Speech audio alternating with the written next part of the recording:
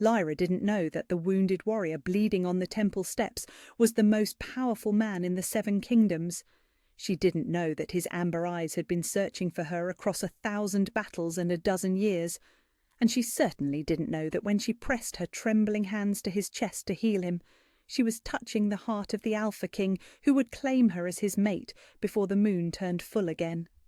She only knew that he was dying, and she had sworn an oath to heal. The sacred temple of the moon goddess stood silent in the pre-dawn darkness, its white marble columns catching the last whispers of starlight. Lyra had been kneeling before the altar since midnight, as she did every night, renewing the vow that had shaped her life for 22 years. The same words, spoken in the same hushed tone, with the same desperate hope that somehow, someday, they would matter. No man touches me until my true mate claims me. My body is sacred. My heart is whole. I wait for the one chosen by fate itself. The words tasted like loneliness on her tongue, but she spoke them anyway. She had to. It was all she had left of faith in a world that had abandoned her before she could walk. The sound of hoofbeats shattered the morning silence like breaking glass. Lyra's head snapped up, her heart hammering against her ribs. No one came to the temple at this hour. No one came to the temple at any hour, except for the desperate and the dying. She pressed her palms flat against the cold marble floor, feeling the vibration of approaching horses through stone and bone. 3 riders, maybe 4, moving fast. She rose to her feet, her simple white robes falling around her like water, and moved toward the great doors. The healer's instinct that had guided her since childhood whispered urgent warnings in her blood. Someone was hurt. Someone was dying. The doors burst open before she reached them. The first man through was tall and broad-shouldered, his dark hair wild from riding hard. His clothes were rich but travel-stained, his boots caked with mud and something that looked suspiciously like blood. But it was his eyes that stopped her breath in her throat. Amber, like liquid gold in sunlight, like honey held up to flame. Beautiful and terrible and completely, impossibly familiar, though she had never seen him before in her life. He looked at her, and the world tilted. Heat exploded through her chest, spreading outward like wildfire through dry grass. A golden thread of warmth that started somewhere behind her sternum and reached toward him with desperate, hungry fingers. Her knees went weak. Her vision blurred at the edges. No, this couldn't be happening. Not to her. Not now. "Please," the man said, and his voice was rough honey and smoke, dark velvet wrapped around broken glass. "My friend, he's hurt." Lyra forced herself to look past him, past the impossible pull that made her want to step closer, to touch him, to forget everything she had ever believed about herself and her purpose. 2 more men stood in the doorway, supporting a 4th between them. This one was unconscious, his face pale as death, blood seeping through makeshift bandages wrapped around his torso. The healer in her took over. It always did. "Bring him to the healing chamber," she said, her voice steadier than she felt. "Quickly." She led them through the temple's corridors, past empty rooms that had once housed dozens of priestesses and healers. Now there were only 3 sisters left, all sleeping peacefully in the dawn light, unaware that their quiet world was about to shatter. The healing chamber was Lyra's sanctuary, filled with herbs and crystals and the soft glow of oil lamps that never went out. She directed the men to lay their injured friend on the marble table in the centre of the room, then moved to wash her hands in the basin by the window. "What happened?" she asked without turning around. "Bandits," the amber-eyed man said. "We were travelling the North Road when they attacked. He took a sword to the ribs." Lyra nodded, forcing herself to focus on familiar routines. Bandits were common on the northern routes, especially this close to the borderlands. She had treated their victims before, though never anyone who travelled with such obvious wealth. She turned back to the injured man and began cutting away the blood-soaked bandages. The wound was deep, dangerous, but not beyond her skill. She had been blessed by the moon goddess herself, with healing powers that ran deeper than mere knowledge of herbs and anatomy. Her hands could mend what others could not touch. "I'll need you to hold him still," she said to the two companions. "This will hurt, even unconscious." The amber-eyed man stepped forward instead. "I'll do it." Their hands brushed as he reached for his friend, and Lyra's entire world caught fire. The golden thread in her chest pulled taut, singing with recognition and desperate need. Heat raced up her arm, through her shoulder, settling behind her ribs like a second heartbeat. She gasped, pulling her hand back as if she'd been burned. The man's eyes widened, his pupils dilating. He had felt it too. Whatever this impossible thing was, it wasn't one-sided. She started, then stopped. There were no words for what had just happened between them.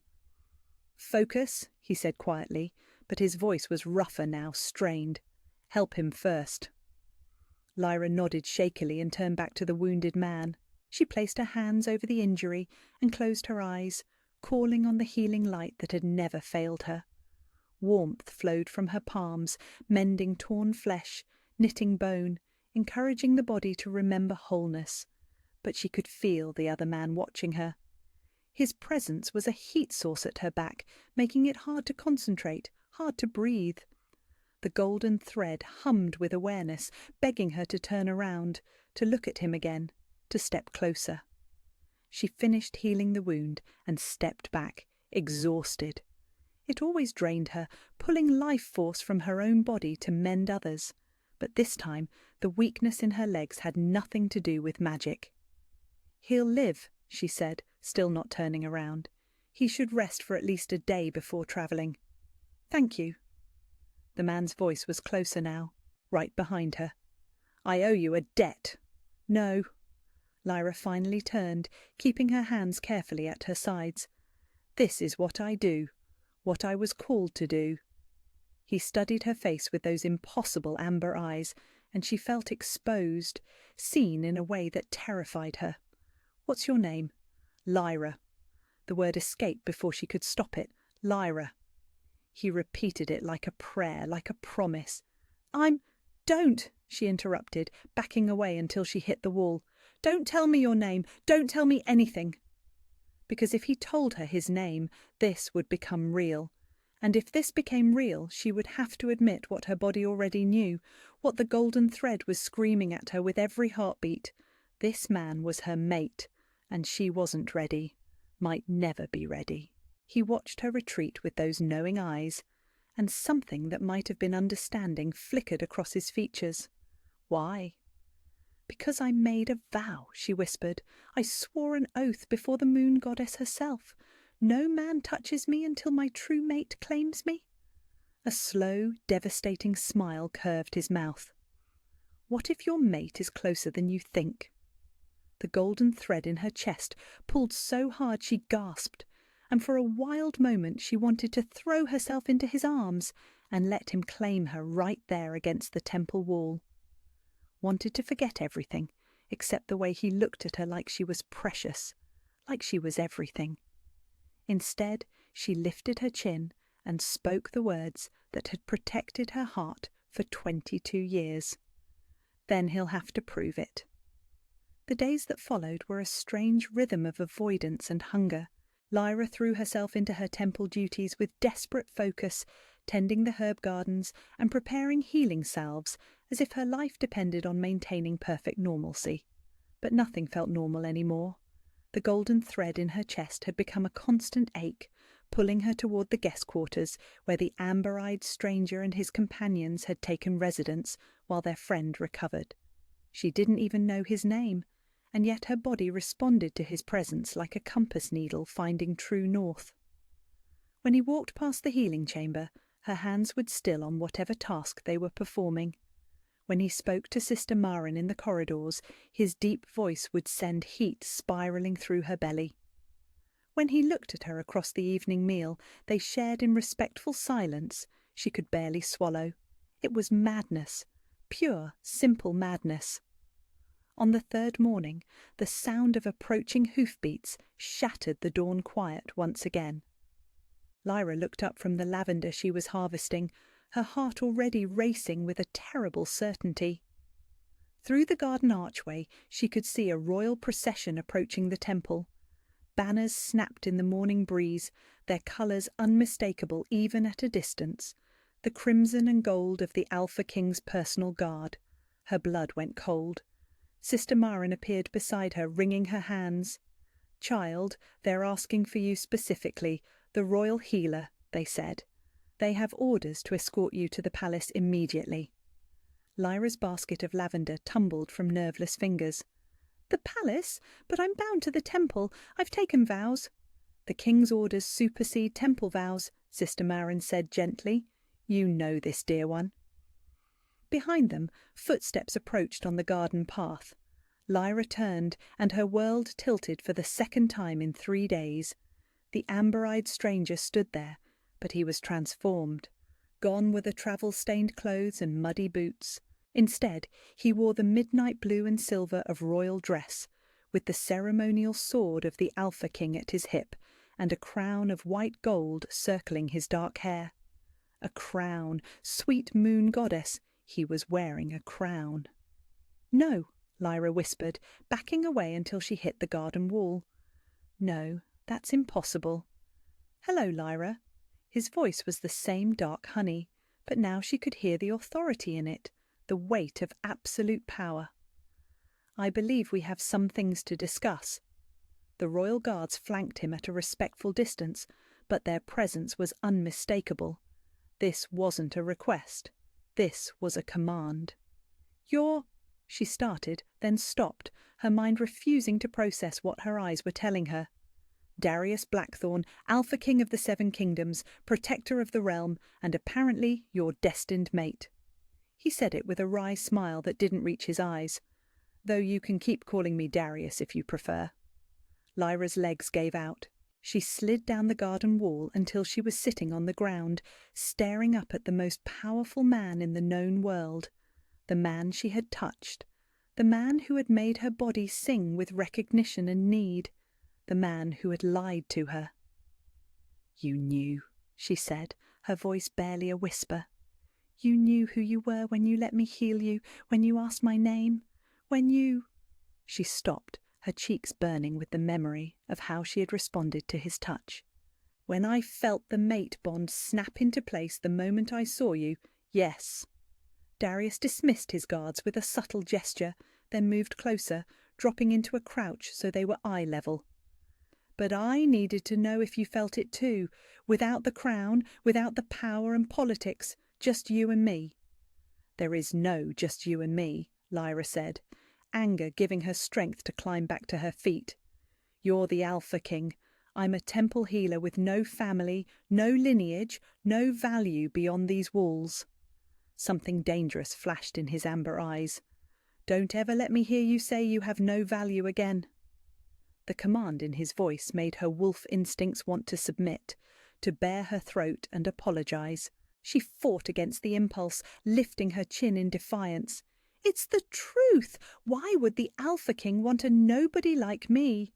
"Because you're not nobody." Darius rose to his full height, and suddenly the garden felt too small to contain him. "You're everything I've been searching for, the other half of my soul, the woman who can heal with a touch and who looks at me like I'm just a man instead of a throne." "But you're not just a man," Lyra said desperately. "You're the king. You could have anyone, any noble daughter, any powerful alliance."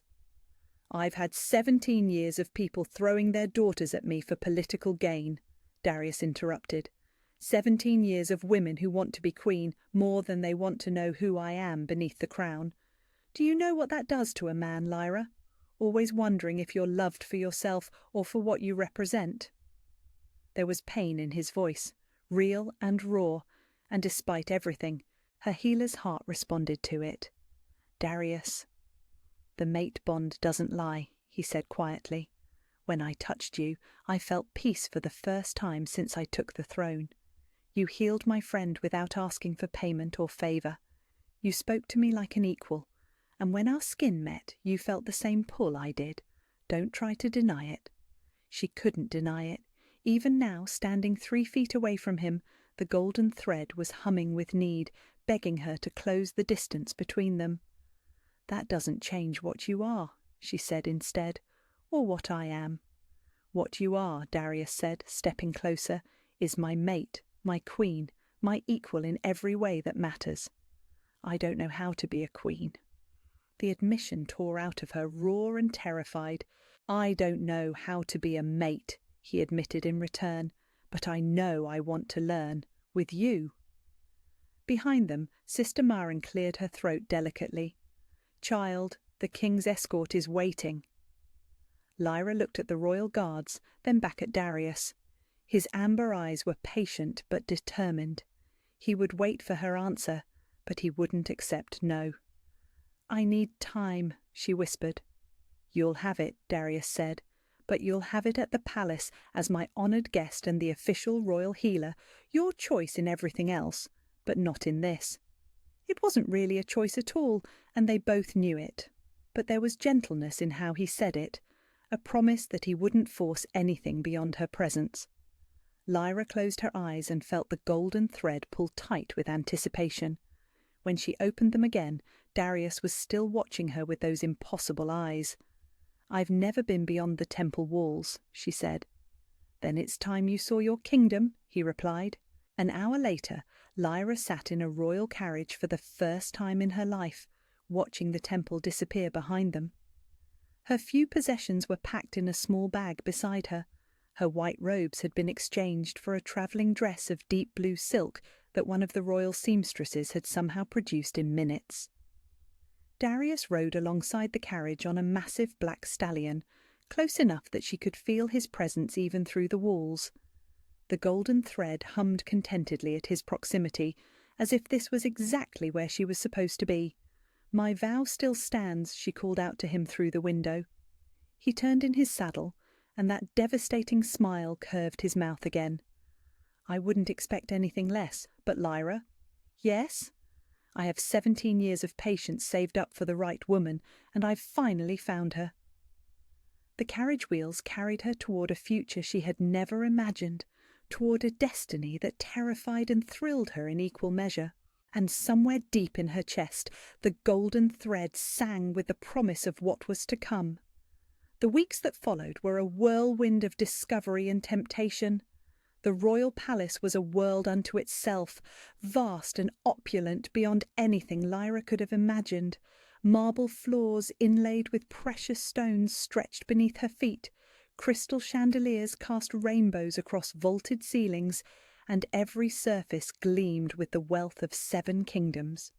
She had been given quarters in the east wing, a suite of rooms larger than the entire temple, with windows that overlooked gardens so perfect they seemed painted. But it was the man who had brought her here, who truly took her breath away. Darius courted her with a patience that bordered on reverent. Every morning a single white rose appeared on her breakfast tray, accompanied by a handwritten note in his bold script. Sometimes the notes contained poetry. Sometimes they held simple observations about the day ahead. Once, memorably, he had written only, "Your laugh yesterday made my council meeting bearable. Thank you." He never pressured, never pushed, never demanded more than she was willing to give, and it was driving her absolutely mad. "Tell me about your childhood," he said one afternoon, as they walked through the rose gardens together. It had become their ritual, these afternoon walks, carefully chaperoned but intimate nonetheless. Before the temple. Lyra's steps faltered. It was the one subject she had hoped to avoid, the wound that had never quite healed. "There isn't much to tell. There's always something to tell." Darius's voice was gentle, but there was steel beneath the softness. "I've shared my burdens with you, my father's early death, the weight of a crown I never wanted, the loneliness of power. Trust me with yours." The golden thread in her chest pulled tight, responding to the vulnerability in his request. Over the past 2 weeks, she had learned that beneath the Alpha King's commanding exterior lived a man who carried the weight of his people's hopes and fears. He had told her about the nights he couldn't sleep, wondering if his decisions would lead to prosperity or ruin, About the advisers who saw him as a chess piece rather than a person.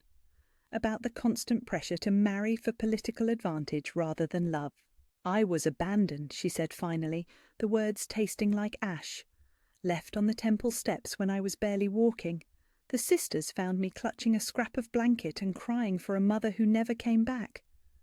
Darius stopped walking, his amber eyes darkening with something that might have been fury. Someone left you, a child with healing gifts. Healing gifts don't matter if you're born to the wrong parents. Lyra forced herself to keep walking, to not look at the pity she was certain would be in his eyes. I was probably the result of some nobleman's indiscretion, an embarrassment to be hidden away. Lyra. Darius caught her arm gently, turning her to face him. Look at me. Reluctantly, she raised her eyes to his. There was no pity there, only a fierce protectiveness that made her knees weak.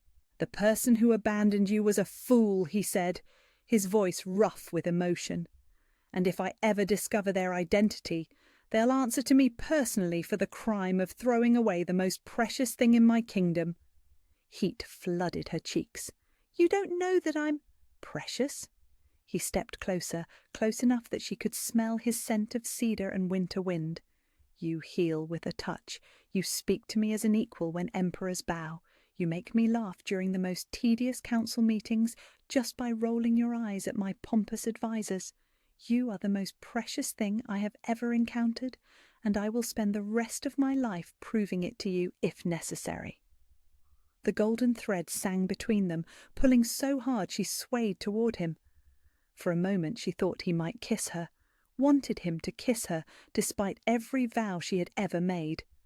Instead, he stepped back, his breathing carefully controlled. Your Majesty! A sharp voice cut through the moment like a blade. How quaint! Lyra turned to see Lady Celeste approaching, her silk gown rustling against the garden path. She was beautiful in the way that noble ladies were beautiful, perfectly arranged, coldly elegant, and completely aware of her own worth. Her dark hair was piled high in an elaborate style that must have taken hours to achieve, and her blue eyes swept over Lyra's simple day dress with obvious disdain. Lady Celeste, Darius said coolly, to what do I owe the pleasure? I was hoping to speak with you about the trade negotiations with the eastern provinces, she said, but her gaze kept drifting to Lyra. Though perhaps we should discuss it privately. Some matters are too complex for simpler minds to follow. The insult hit its mark, and Lyra felt heat rise in her cheeks. She had been dealing with variations of this theme for 2 weeks now. The noble ladies of the court had made their opinions of the temple foundling quite clear, though always with smiles sweet enough to rot teeth. On the contrary, Darius said, his voice dropping to a tone that made several nearby courtiers suddenly find excuses to be elsewhere. Lady Lyra has proven quite insightful on matters of state. Her suggestions regarding the grain distribution have already saved 3 villages from famine. Lady Celeste's smile became razor-sharp. How charitable of her, though I do hope she remembers her place. Some of us were born to guide kingdoms, while others are better suited to simpler service.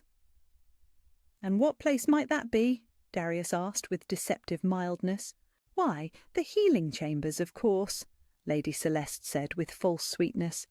Such a noble calling for someone of her background, though I suppose some people dream of rising above their station.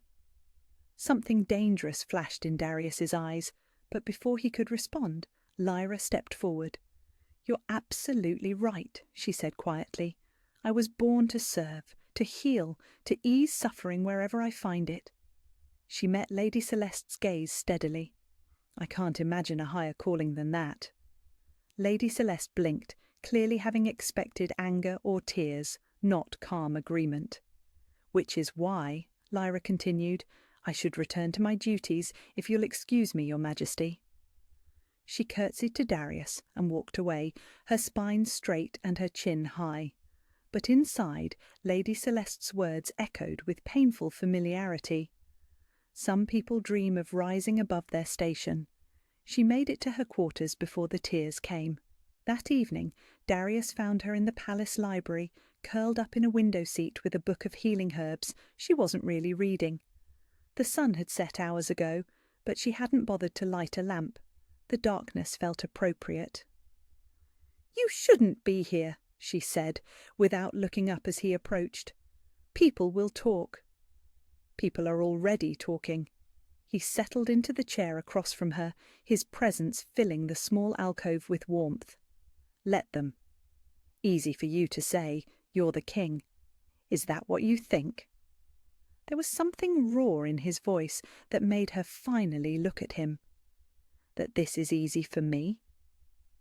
In the moonlight streaming through the window, she could see the exhaustion in his face, the weight he carried that had nothing to do with crowns and everything to do with the impossible space between wanting and having. "I think," she said carefully, "that you could have anyone you wanted, any noble daughter with perfect bloodlines and political connections, someone who knows how to be a queen." "I don't want anyone else." The words were simple, absolute. "I want you." "Why?" The question burst out of her, desperate and aching. "Why me? I'm nobody, Darius, a foundling with no past and no future beyond what you've given me out of... what? Pity? The novelty of the mate bond? Is that really what you think?" He leaned forward, his amber eyes intense. "That this is pity? I don't know what to think any more." Darius was quiet for a long moment, studying her face in the silver light. When he spoke, his voice was softer than she had ever heard it. "When I was 12 years old, my father took me to the battlefield where his own father had died fighting shadow wolves. Do you know what he told me?" Lyra shook her head. "He said that being king meant carrying the weight of every life in the kingdom. That I would make decisions that would save some people and doom others, and I would have to live with both. He said the crown would give me everything except the one thing I would want most." "What's that?" "Someone who could see past it, someone who would love the man beneath the king." Darius's eyes never left hers. "For 17 years I've ruled this kingdom. I've won battles and forged treaties and made decisions that affected millions of lives, and for 17 years I've gone to bed alone, wondering if I would ever find someone who could love me for who I am rather than what I represent." The golden thread in Lyra's chest pulled so hard it was almost painful.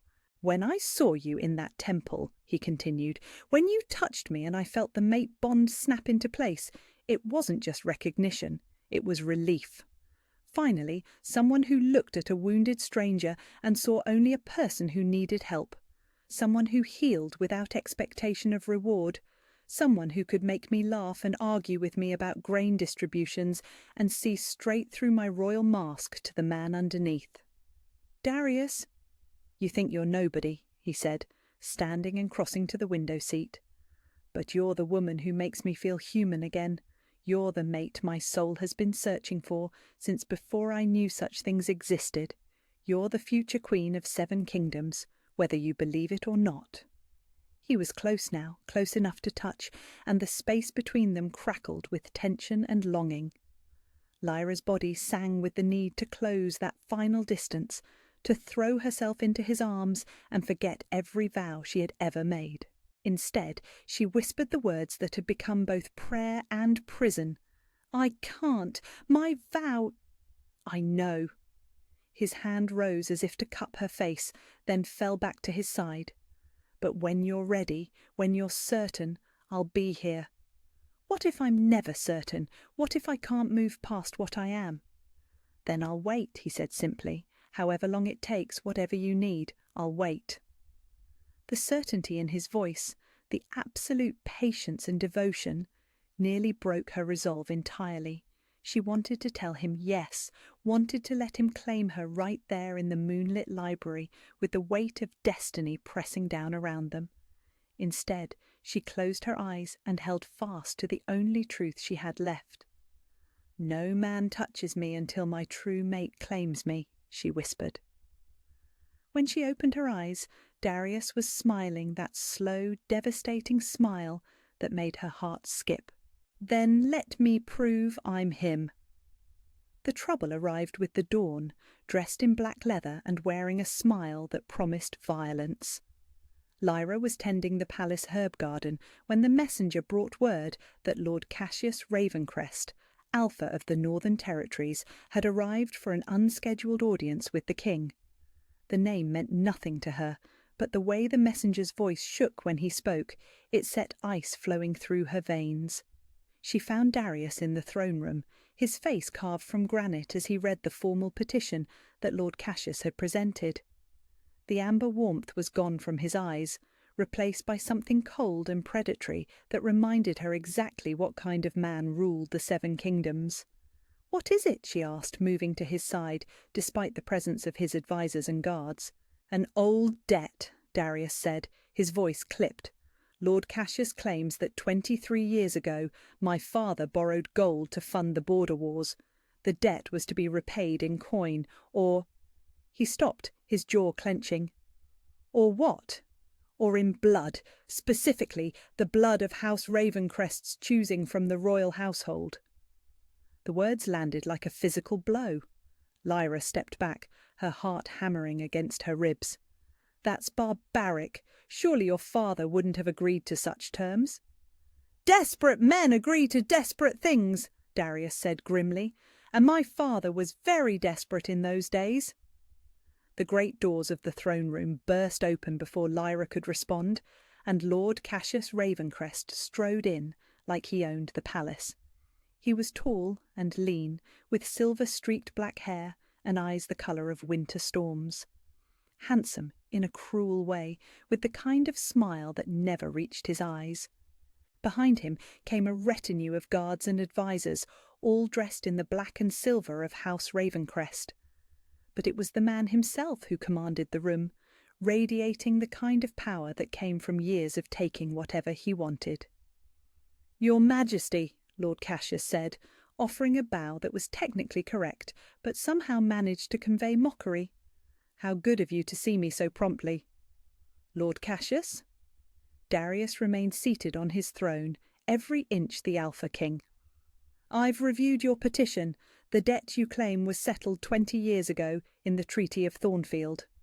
"Ah, but that treaty covered monetary debts only," Lord Cassius replied smoothly.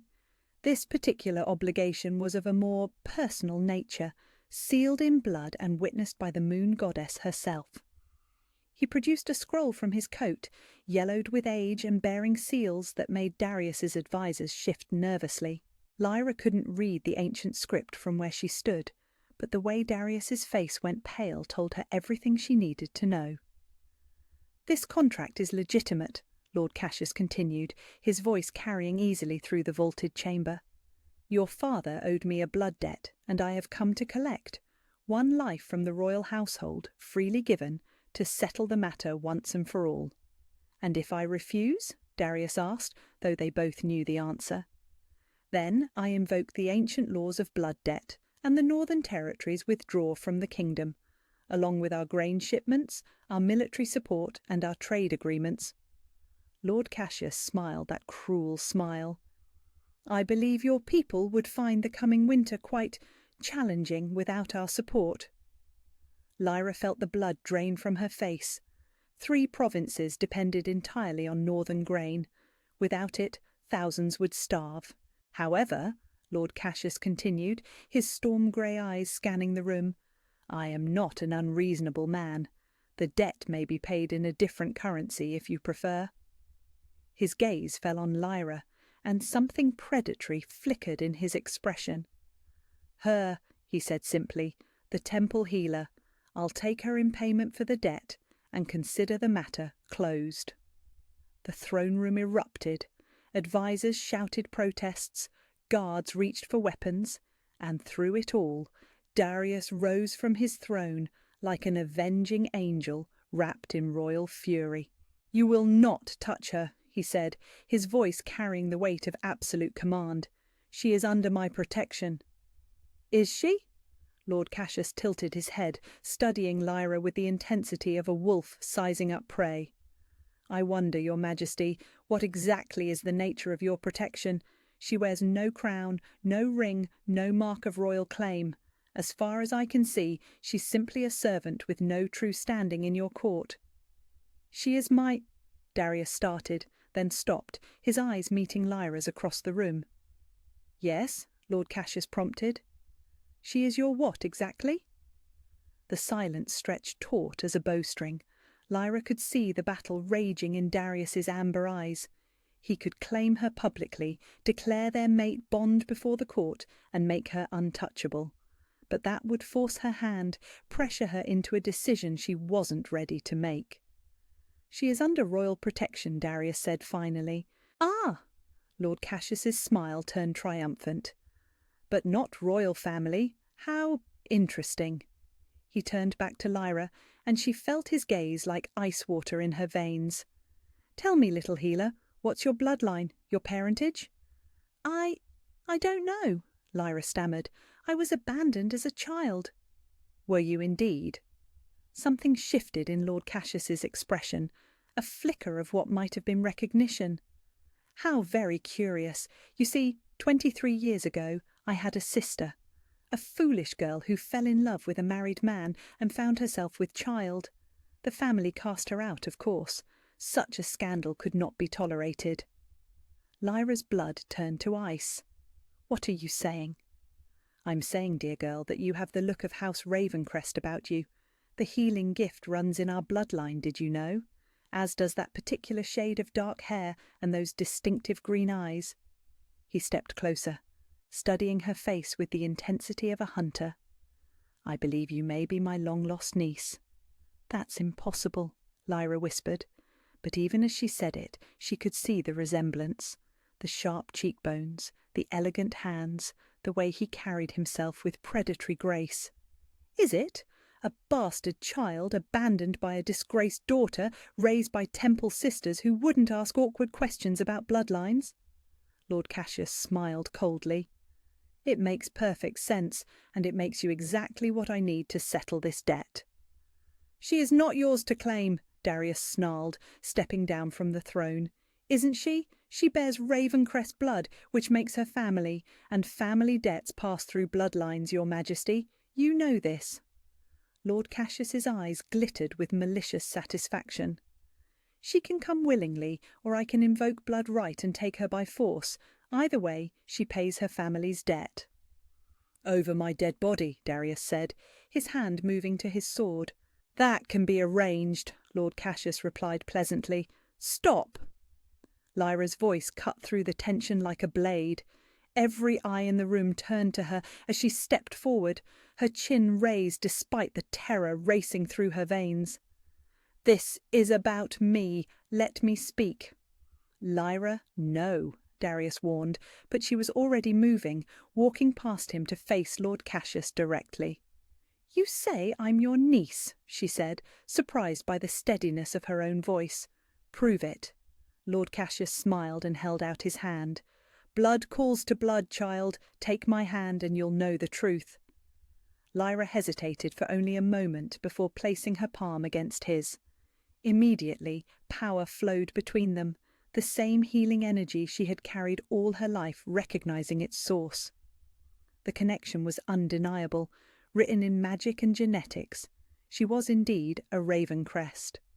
"There," Lord Cassius said softly. "You feel it, don't you? You are my blood, and my blood is bound by the debts of the past." "And if I refuse?" Lyra asked, though she already knew the answer. "Then winter comes early for the 7 kingdoms, and thousands die for your selfishness." Lyra closed her eyes, feeling the weight of impossible choice pressing down on her shoulders. She could doom innocent people to starvation, or she could surrender herself to a man whose cruelty was legendary. "There is another option." Darius's voice was deadly quiet. "Trial by combat." Lord Cassius laughed. "You would risk your life for a bastard foundling." "I would risk everything for her," Darius said simply. The declaration hit Lyra like a physical blow. He meant it. He would die for her, this king who barely knew her, this man who had waited patiently for weeks while she wrestled with fears and vows. "Very well," Lord Cassius said. "Trial by combat. If you win, the debt is void and the girl goes free. If I win, she comes with me and the debt is paid. Agreed, Darius said without hesitation. No. Lyra stepped between them, her heart hammering so hard she could barely breathe. No, I won't let you risk your life for me. You don't have a choice, Darius said gently. This is what kings do. We protect what matters most. I matter most? The words escaped before she could stop them, raw and desperate. You matter everything, Darius said, and the absolute certainty in his voice broke something open in her chest. The golden thread that had been pulling at her for weeks suddenly blazed to life, singing with recognition and desperate need. Looking into his amber eyes, seeing the way he was willing to die for her without hesitation, Lyra finally understood what the mate bond had been trying to tell her. This man loved her, not for her bloodline or her healing gifts or what she could give him politically. He loved her for herself, completely and without reservation, and she, sweet moon goddess, she loved him too. Then prove it, she said, her voice ringing through the throne room. Prove that you're worthy of me. Win. Darius's eyes blazed with sudden fire. And when I do... Lyra lifted her chin, making the choice that terrified and exhilarated her in equal measure. When you do, I'll let you claim me. No more vows, no more waiting. I choose you. Promise me, Darius said urgently. I promise, Lyra whispered. Win and I'm yours. The smile that crossed Darius's face was pure predator, pure alpha, pure king. Then I suggest you prepare yourself to be thoroughly claimed, my queen. He turned to Lord Cassius, and his voice carried the weight of absolute command. Name your terms. Swords until one yields or dies, Lord Cassius replied. Tomorrow at dawn, in the royal courtyard before witnesses. Done. As the throne room emptied and preparations began, Lyra stood frozen in the centre of it all, the golden thread in her chest humming with anticipation and terror. Tomorrow, everything would change. Either she would finally surrender to the love that had been calling her name since the moment she met him, or she would watch him die trying to save her. Either way, there would be no going back. Dawn came with the ring of steel on steel and the roar of a crowd that had gathered to witness destiny unfold. Lyra stood at the royal balcony overlooking the courtyard, her hands gripping the marble rail so tightly her knuckles had gone white. Below, Darius and Lord Cassius circled each other like wolves, their swords catching the early morning light as they tested each other's defences. She had barely slept, her mind replaying every moment of the past weeks, every touch, every word, every look that had passed between them. The golden thread in her chest pulled taut with each clash of blades, as if her very soul was connected to the man fighting for her freedom below. He's magnificent, isn't he? Lady Celeste appeared beside her, her voice honey-sweet and poison-sharp. Such a shame he's about to die for a foundling's honour. He won't lose, Lyra said, though her heart hammered with terror. Won't he? Lord Cassius hasn't lost a duel in 30 years. Your king may be skilled, but he's fighting for emotion while Cassius fights for sport. Lady Celeste's smile was cruel. When this is over, perhaps the next king will choose more appropriately. Below them, Cassius lunged forward with inhuman speed, his blade seeking Darius's heart. The king twisted aside, the steel passing close enough to slice through his shirt and leave a thin line of red across his ribs. Lyra's breath caught in her throat. First blood to Lord Cassius, the herald announced, and the crowd murmured with excitement. But Darius was already moving, pressing his attack with the controlled fury of an alpha defending his mate. His swordwork was poetry in motion, deadly grace wrapped in absolute determination. He drove Cassius back step by step, their blades singing a song of violence and need. "You cannot win this, boy king!" Cassius called out, breathing hard. "She will be mine either way." "Never!" Darius snarled, and lunged forward with such speed that even Lyra's enhanced sight could barely follow the movement. His blade found its mark, sliding between Cassius's ribs with surgical precision. The older man stumbled back, clutching his side, dark blood seeping between his fingers. "Yield!" Darius commanded, his sword at Cassius's throat. For a moment, Lyra thought it was over. Then she saw the hidden dagger in Cassius's left hand, saw the way he shifted his weight for a killing strike at Darius's unprotected back. "Darius, behind you!" she screamed. The king spun just as Cassius struck, catching the man's wrist and twisting until bones snapped. The dagger clattered to the ground, and Cassius fell to his knees with a cry of pain and rage. "It's over!" Darius said, his voice carrying clearly through the courtyard. "The debt is void. She is mine." "She is mine!" Cassius roared, and with his good hand he lunged for the fallen dagger. Darius's sword took him through the heart before he could reach it. Lord Cassius Ravencrest, Alpha of the Northern Territories, died with Lyra's name on his lips and hatred in his storm-grey eyes. The courtyard fell silent except for the sound of Darius's laboured breathing. He stood over the body of his enemy, his chest heaving, blood from his wound staining his shirt crimson. When he looked up at the balcony, his amber eyes blazed with triumph and desperate need. "It's done," he called to her, his voice rough. "Come to me." Lyra didn't remember moving. One moment she was standing on the balcony, and the next she was running through the palace corridors, her skirts flying behind her as she raced toward the courtyard.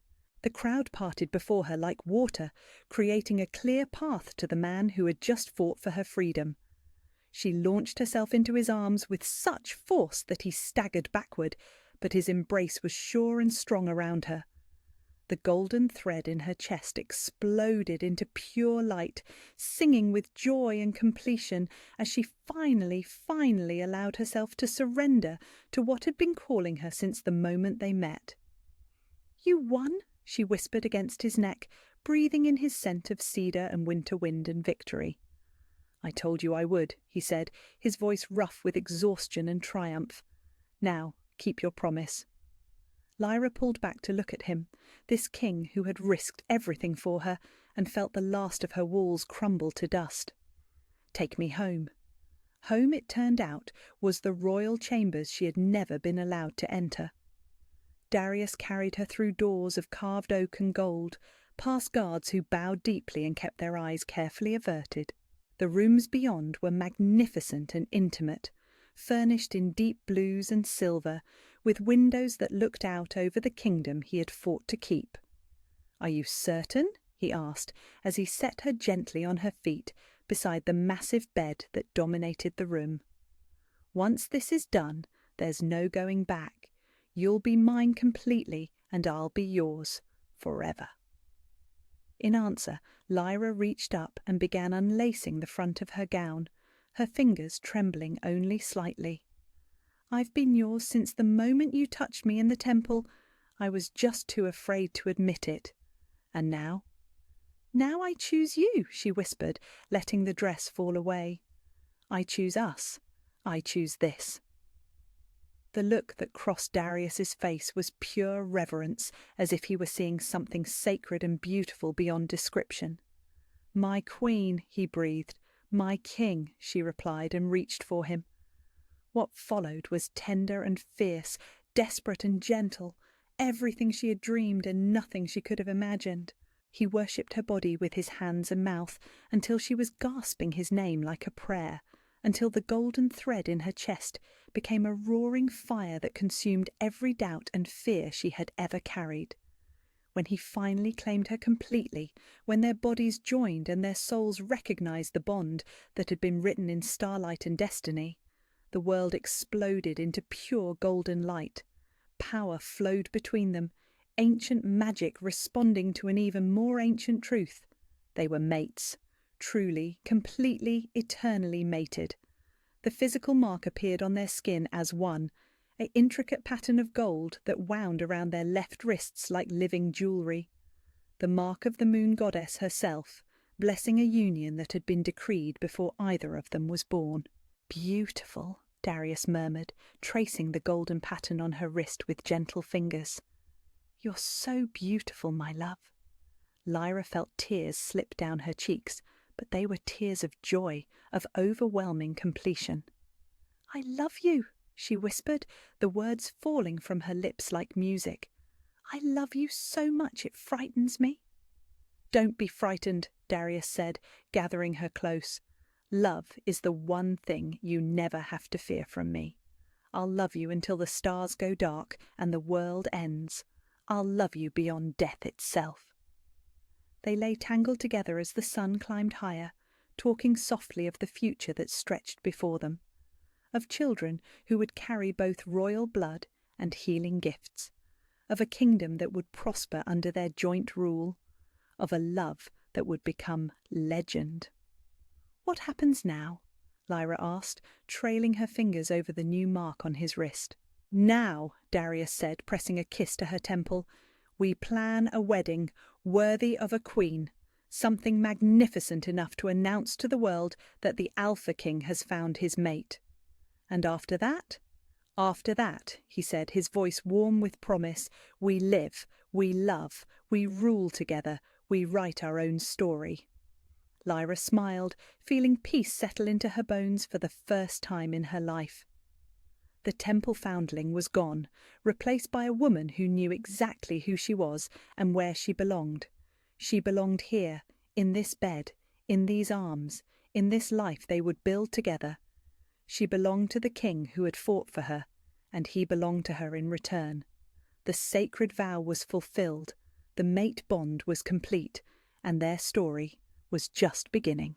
6 months later, Queen Lyra Blackthorn stood at the window of her private study, watching the sun set over the kingdom that had become as much hers as his.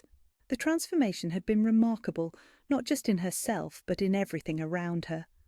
The east wing of the palace had been converted into a healing academy, where children with gifts like hers came to learn and grow, instead of hiding in temples or being cast out by fearful families.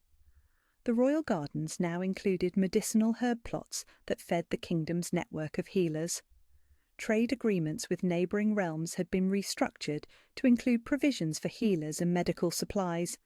But it was the personal changes that amazed her most. Gone was the frightened temple foundling who had believed herself worthless. In her place stood a queen who commanded rooms with quiet confidence, who advised her husband on matters of state, who had earned the respect of nobles and commoners alike through her compassion and wisdom. "You're thinking too loudly again," Darius said from behind her, his arms sliding around her waist as he pulled her back against his chest. The golden marks on their wrists pulsed in synchrony, as they always did when they touched. "Just remembering," she said, leaning into his warmth. "This morning I received a letter from Sister Maren. 3 more abandoned children have been brought to the new healing academy, children who might have grown up believing they were nothing, like I did." "And now they'll grow up knowing they're everything," Darius murmured against her hair. "Like you should have." The academy had been Lyra's first royal decree, established within weeks of their mating ceremony. It had been a glorious affair, that wedding, with representatives from all 7 kingdoms coming to witness the Alpha King claim his true queen. Lady Celeste had been notably absent, having married a duke from the eastern provinces shortly after the announcement. "Do you ever regret it?" Lyra asked, turning in his arms to study his face. "Choosing the temple foundling over a proper political alliance?" "Every day," Darius said solemnly, then smiled at her startled expression. "I regret that it took me so long to find you. I regret the years I spent alone, wondering if my mate even existed. I regret that you suffered even a moment believing you were unwanted." His hands framed her face with infinite tenderness. "But choosing you, loving you, that's the one thing I've never regretted for even a heartbeat." The golden thread between them hummed with contentment, stronger now than ever. The mate bond had only deepened over the months of their marriage, creating a connection that went beyond physical desire to something that encompassed mind, heart and soul. "The council meeting went well today?" she asked, noting the satisfied expression in his amber eyes. "Better than well. The grain surplus from the northern provinces will feed the borderlands through the winter, and the new trade routes you suggested have increased our treasury by 30%. He pressed a kiss to her forehead. "My advisers are starting to wonder if I even need to attend council meetings anymore, since my queen seems to handle everything with such grace." Lyra laughed, the sound bright and free in a way that still amazed her. "They're not wrong. I did spend the morning reorganizing the entire provincial tax structure." "Show off," Darius teased, but his pride was evident in every line of his face. A soft knock at the door interrupted them, followed by the appearance of Marcus, Darius's most trusted adviser. The man had been sceptical of their match initially, but Lyra's quick mind and genuine care for the kingdom had won him over completely. "Forgive the intrusion, your majesties," Marcus said with a bow, "but the delegation from the Southern Isles has arrived early. They're requesting an audience." "About the healing trade agreements?" Lyra asked. "Indeed, your majesty. They're quite eager to formalize the arrangement." Darius and Lyra exchanged a look. The Southern Isles possessed rare medicinal plants that could revolutionize healing practices, but they had been notoriously difficult to negotiate with for decades. "Tell them we'll meet with them in an hour," Darius said. "And Marcus, make sure they're served the honey wine from the eastern vineyards. It tends to make people more agreeable." Marcus smiled and bowed again. "Of course, your majesty." When they were alone again, Lyra shook her head in amazement. "A year ago, I was afraid to speak to anyone above the rank of Temple Sister. Now I'm negotiating international trade agreements." "You were always capable of this," Darius said firmly. "You just needed the chance to discover it. And someone who believed in me." "I'll always believe in you." His voice carried the weight of absolute certainty, even when you don't believe in yourself. They prepared for the meeting together, a domestic routine that never failed to fill Lyra with wonder. Darius helping her choose which crown would convey the right message, Lyra adjusting his formal jacket and straightening his ceremonial sword. Simple touches that spoke of partnership and equality despite the grandeur surrounding them. The delegation meeting went better than expected, with the Southern Isles not only agreeing to the trade arrangements, but also requesting that Lyra personally oversee the new healing exchange program. By the time they finished, the sun had set completely, and the palace was settling into its evening rhythms. "Dinner?" Darius asked as they walked back through the corridors, their hands linked. "In a moment," Lyra said, pulling him toward a different destination. "There's something I want to show you first." She led him to the royal balcony that overlooked the main courtyard, the same place where she had watched him fight for her freedom all those months ago. Now it was filled with people enjoying the evening air, children playing while their parents talked, merchants closing their stalls after a day of honest trade. "It's beautiful," Darius said, following her gaze. "Peaceful, the way a kingdom should be." "Do you remember what you told me the night we first kissed?" Lyra asked, "about wanting someone who could see past the crown?" "I remember everything about that night. You said you wanted someone who could love the man beneath the king." She turned to face him fully, her heart overflowing with the depth of her feelings. "But what you gave me was so much more than that. You saw the queen beneath the healer. You saw strength where I saw weakness, worth where I saw abandonment, beauty where I saw plainness." "Because it was all there," Darius said softly. "It was always there. I just helped you see it."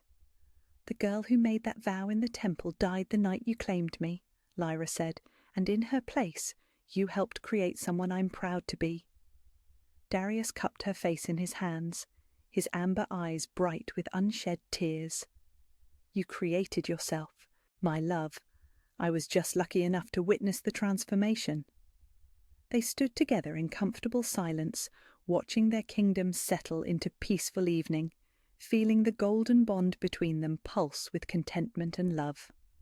Tomorrow would bring new challenges, new decisions to make, new people to help and heal. But tonight there was just this, the two of them, complete and whole, and exactly where they belonged. "I love you," Lyra said, the words as natural as breathing now. "And I love you," Darius replied. "My queen, my mate, my everything." As they turned to go inside, Lyra caught a glimpse of two young healers walking through the courtyard below, their white robes marking them as students from her academy. They were laughing together, their faces bright with hope and possibility. She had been like them once, lost and seeking purpose. But destiny had found her anyway, in the form of an amber-eyed king who had seen her worth before she knew it existed. Now her own story had become the foundation for others, proof that love could find anyone, anywhere, regardless of birth or station, or the walls they built around their hearts. The sacred vow was more than fulfilled. It had become the cornerstone of a love story that would be told for generations. And as they walked hand in hand toward their private chambers, Queen Lyra smiled at the knowledge that some stories really did have perfect endings. Where are you listening from? Let's meet in the comments. I love hearing your thoughts about these stories of love conquering all odds. If you'd like to support me, please subscribe. It's free and it helps more people discover these tales of destined love. Until next time, remember that your perfect match might be closer than you think.